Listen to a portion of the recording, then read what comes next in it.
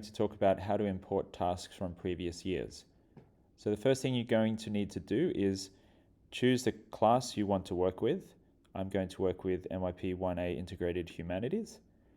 And then you need to click here on Tasks and Units. And that will bring you to this page where over on the right side there's a very obscure hyperlink that you could easily miss that says Import Task.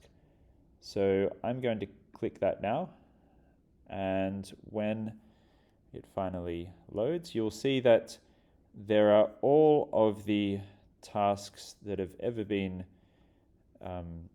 created for this particular class over the 3 years here at Rhinelands Lyceum.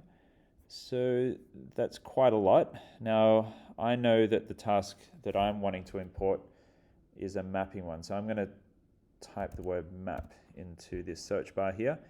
And that's the one that I'm wanting here, this one about creating your own map. I'm going to click this little button here, which will help me import it. And then I'm going to import it as a draft because I don't want the students to see it yet. And I also don't really know what the date's going to be. So I'm just going to set it for sometime in October, random date, and I'll change that later. And then I'm going to click here and say add resources down at the bottom.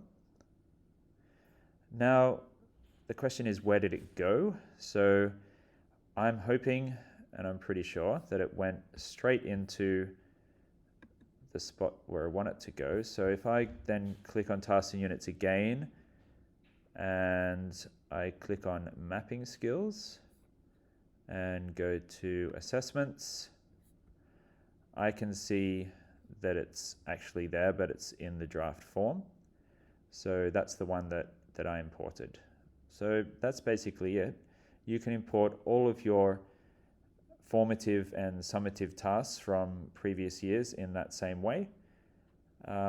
Obviously, my advice would be to create lesson experiences, because you can link your tasks to your lesson experiences, and then you don't need to, then you can just import the lesson experiences with the tasks, and you won't need to go through this process every year.